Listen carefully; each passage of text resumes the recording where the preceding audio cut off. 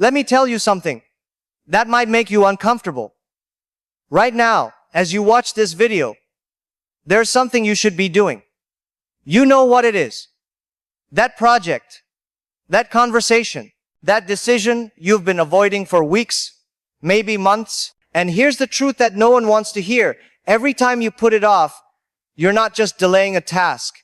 You're building a version of yourself that you don't respect. You're practicing being the person who runs away from responsibility. And that has consequences that go far deeper than a missed deadline. I'm going to tell you why procrastination isn't about laziness. It's not about time management. It's about something much more serious. It's about the battle between who you are and who you could become. And if you don't understand this battle, you'll lose years of your life to it. In the next 18 minutes, I'm going to show you 3 uncomfortable truths about why you procrastinate and 3 ways to stop betraying your future self. This isn't going to be easy to hear, but if you're serious about taking control of your life, you need to understand this. Let's begin. You're running from responsibility. Here's the first truth. When you procrastinate, you're not avoiding the task. You're avoiding the responsibility of being competent. Think about that. What you're really saying is, I don't want to find out if I'm good enough. I don't want to risk being judged. I don't want to face the possibility that I might fail. This is what I call voluntary weakness. You know that if you start that difficult project, you'll have to confront your limitations. You'll have to see where you fall short. And that's terrifying. So, instead, you scroll through social media, you reorganize your desk. You do anything except the one thing that actually matters. Your brain is designed to avoid threats. And responsibility? That looks like a threat. But here's what you need to understand. By avoiding that challenge, you're guaranteeing the very failure you're afraid of. You're making yourself weaker on purpose. And deep down, you know it. That's why you feel that guilt, that shame. That's your conscience telling you that you're betraying yourself. The person who runs from responsibility becomes less competent every single day. And then you wonder why life feels so overwhelming. You've trained yourself to be overwhelmed. You've practiced being unable to handle things. This is the first truth you must face. You're trading your future for comfort. The second truth is even harder to accept. Every time you procrastinate, you're making a deal. You're trading your future self's well-being for your present self's comfort. And it's a terrible deal. When you avoid that difficult conversation at work, future you has to deal with a bigger problem. When you skip that workout, future you is weaker and more likely to get sick. When you don't study for that exam, future you doesn't get the opportunity. You're borrowing from your own future, and the interest rate is crushing. This is how people end up at 40 or 50 or 60, filled with regret.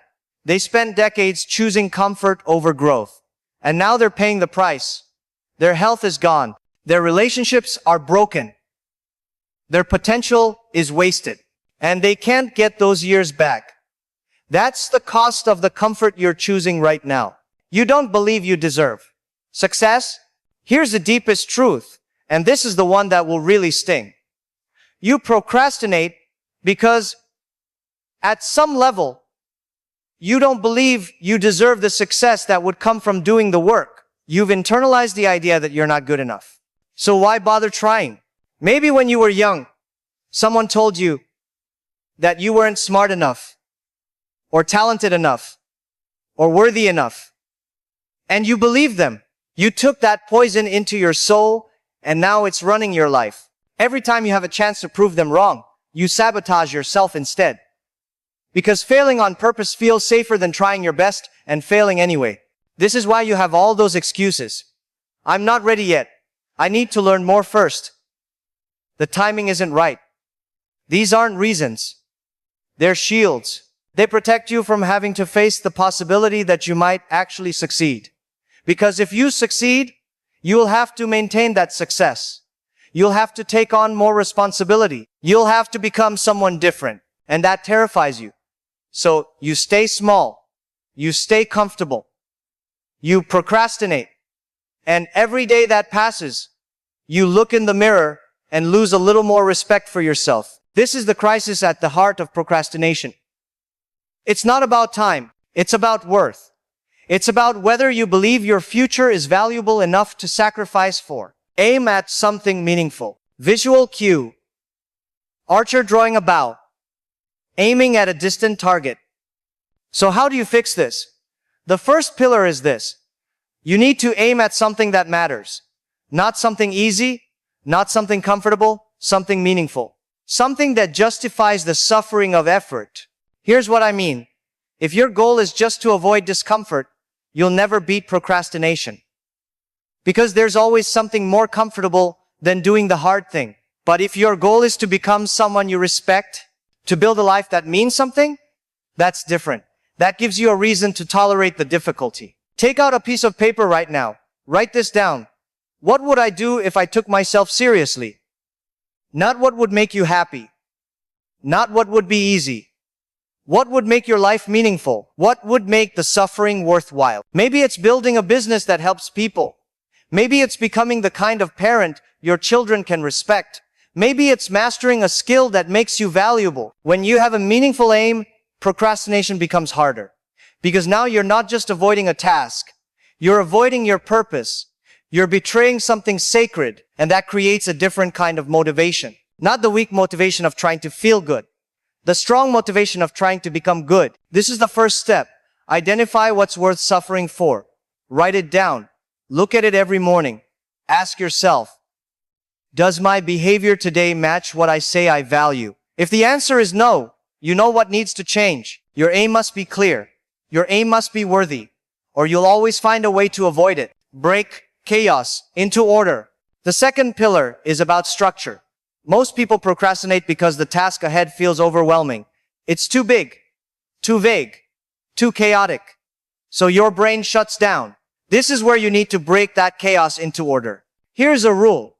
If you're procrastinating on something, it means the task is not properly defined.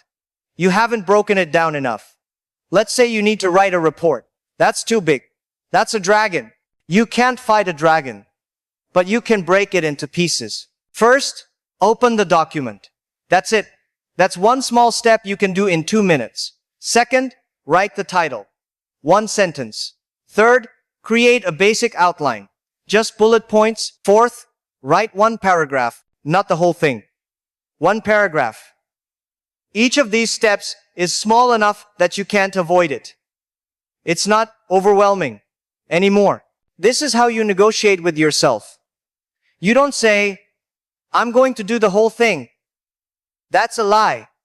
And you know it. You say, I'm going to do this one tiny piece. And then you do it. And then you do the next tiny piece. This is order emerging from chaos. This is how you move forward when you're paralyzed. Do this today. Take the thing you're avoiding, break it into steps so small that they feel almost embarrassing.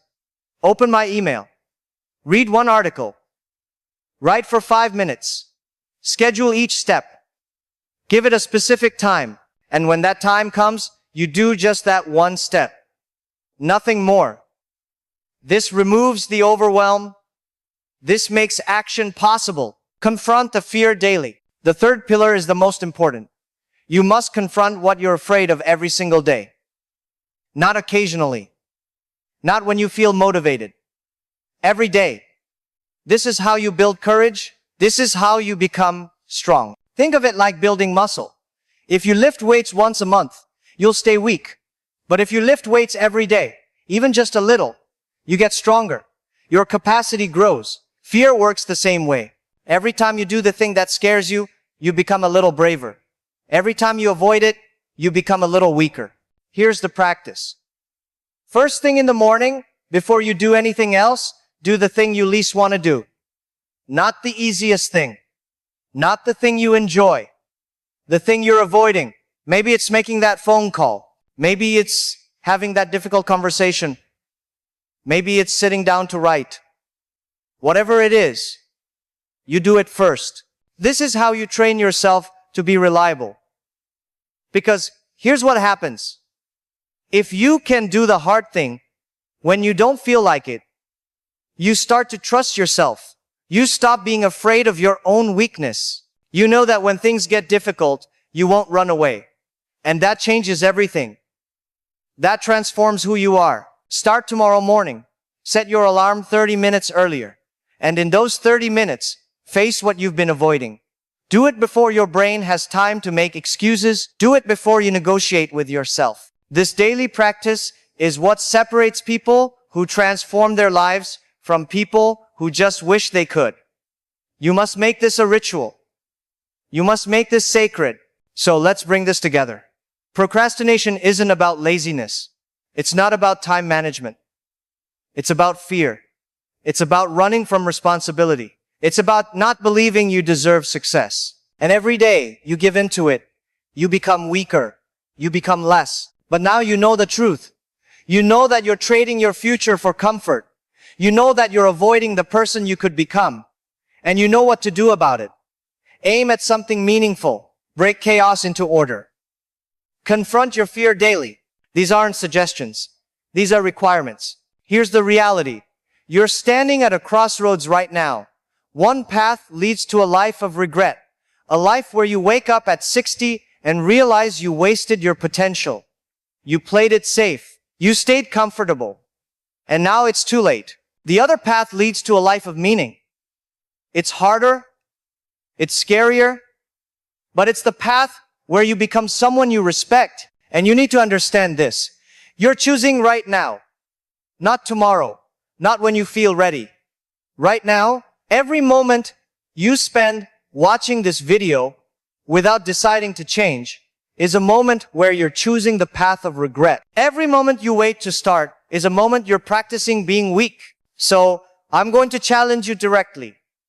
What are you going to do? Not what do you wish you could do? Not what you'll think about doing?